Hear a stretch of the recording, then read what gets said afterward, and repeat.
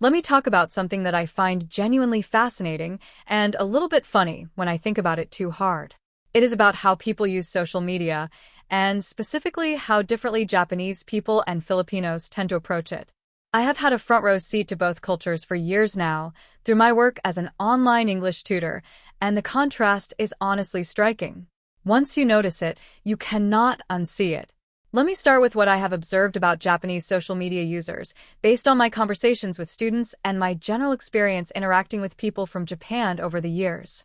A very large number of Japanese people, when they use social media platforms, choose to remain anonymous. They create accounts without their real names. They use profile pictures that are not photographs of themselves. Sometimes it is an avatar, sometimes a cartoon character, sometimes just an abstract image, or even no picture at all. And the things they post, the opinions they share, the communities they participate in, these are often completely separate from their real-world identity. The person posting passionate opinions about a political issue or sharing very personal feelings online might be, in real life, a quiet and reserved office worker who never discusses any of those things with coworkers or neighbors. That separation between the online self and the offline self is not accidental. It is intentional, and it makes a lot of sense once you understand the cultural context behind it. Japanese society places enormous value on harmony and social cohesion. There is a concept that many people have heard of, which is the idea of maintaining a kind of group peace, where individual opinions are often kept private to avoid causing conflict or standing out in ways that might make others uncomfortable. This does not mean Japanese people do not have strong opinions. They absolutely do. But expressing those opinions openly, especially in public or professional settings, can feel risky in a way that many Filipinos would not fully understand. When you grow up in a culture where maintaining the group's comfort is deeply important, anonymity online becomes a kind of release valve. It is a space where you can say what you actually think, connect with people who share your interests, and exist as your full self, without the social consequences that might come from doing the same thing under your real name. Many Japanese users take this privacy very seriously. They keep their anonymous accounts completely separate from any account that could be linked back to them. Some even feel genuine discomfort or anxiety at the idea of being identified online without their permission. Now, let me flip to the Filipino side of this, because the contrast could not be more different. In the Philippines, social media is very much a public, personal, and often very loud space. Filipinos generally use their real names, real faces, and real personalities online. Profile pictures are usually actual photographs. People post about their daily lives, their meals, their moods, their family gatherings, their opinions on current events, their frustrations, their celebrations, and everything in between, all under their own identity, often without much hesitation. I include myself in this observation. The culture around social media in the Philippines is one of visibility and connection.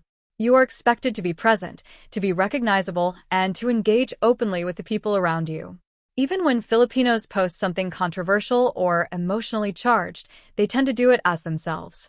There is a boldness to it that comes from a culture that values expressiveness, community, and personal connection. This does not mean Filipinos are reckless or that they never think about privacy.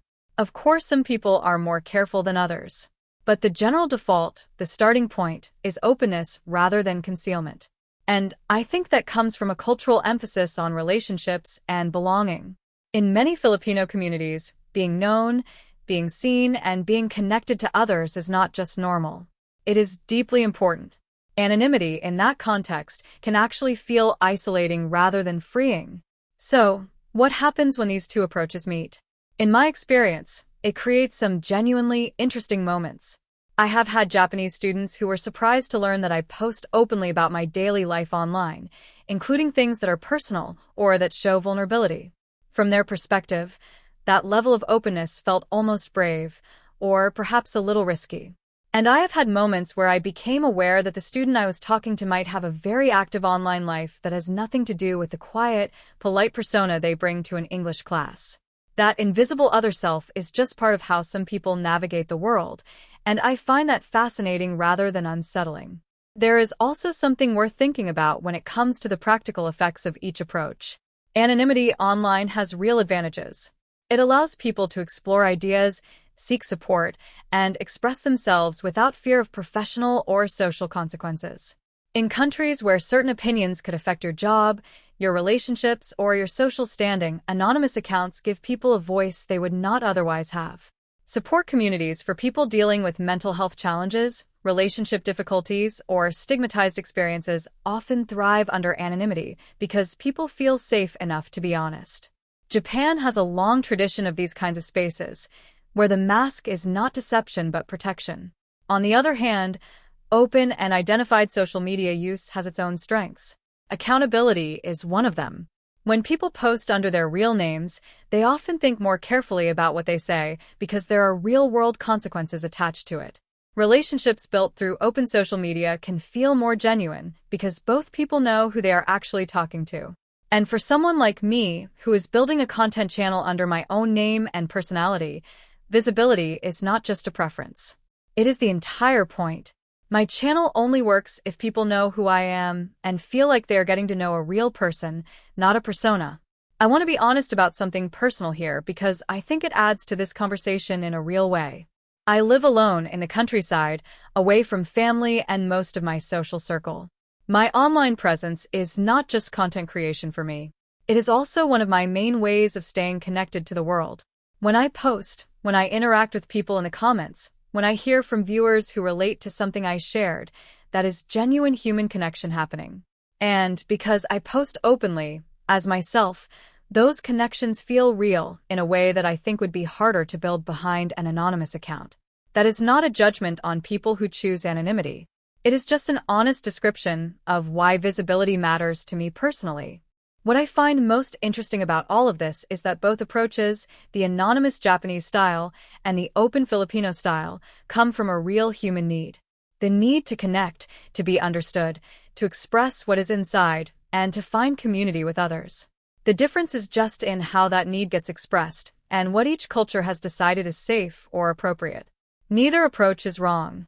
They are just different answers to the same question, which is, how do I exist in the world in a way that feels true to who I am, without losing more than I can afford to lose?